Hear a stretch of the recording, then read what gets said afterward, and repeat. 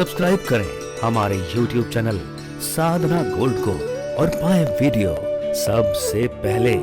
और हाँ, bell icon दबाना ना भूलें। और कलयुग आता कैसे है? कलयुग माने कलह। कलयुग माने कलह। जिस घर में कलह होगी, जिस घर में आपस में मन नहीं मिलेगा, समझ लो कलयुग ही है। कितना बड़ा टाइल्स का घर हो, कितना बड़ा बंगला हो, अगर तुम्हारे घर में कलह है तो वो तुम्हारा घर कलयुग का ही रूप है। इसलिए कलह समाप्त करके और सुलह शुभारंभ कर दो।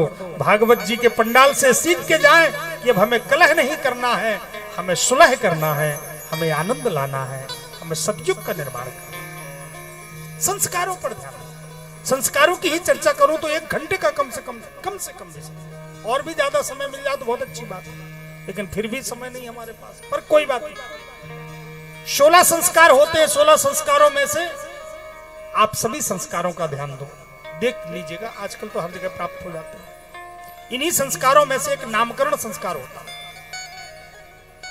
बरहों के बाद नामकरण संस्कार होता है बच्चे का। अब तो आजकल हॉस्पिटल में ही नाम रख देते हैं, पंजीकरण कर देते हैं, वहीं का वहीं नाम मनमानी ढंग से रख देते हैं। देखो, नामकरण का नियम है, बरहों के बाद में शुभ मुहूर्त निकाल करके गुरुजनों के माध्यम से नामकरण करवाया जाता है। और गुरुजन जब नाम रखते हैं तो अर्थपरक नाम रखते, भगवत परक नाम रखते, मनमानी नहीं रखते।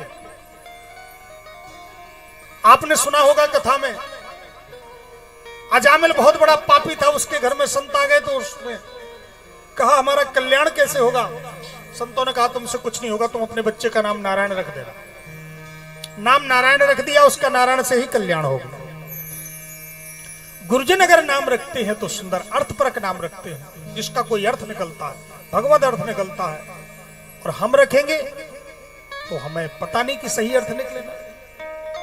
गुरुजनों से रखवाएं, ब्राह्मण विद्वानों से रखवाएं, अपने खुद भी रखें तो समझ ले कि भगवत अर्थ निकलना चाहिए।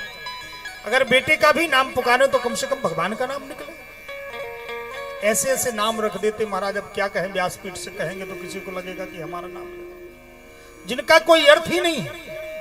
चिंटू, पिंटू, रिंकू, टिंकू, चिंकी, पिंकी, डिंकी, बिंकी, किसी का हो तो कोई बात नहीं,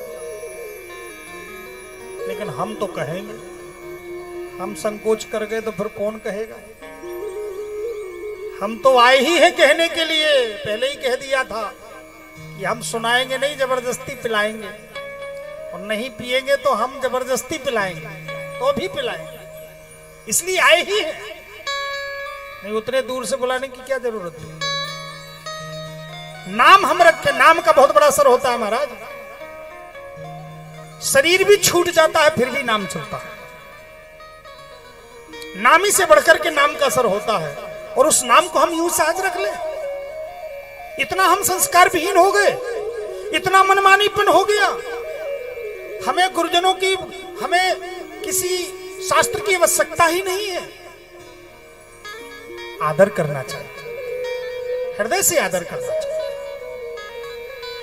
नाम हम बच्चों का रखें, अर्थपरक रखें, जिस नाम के द्वारा कल्याण होता है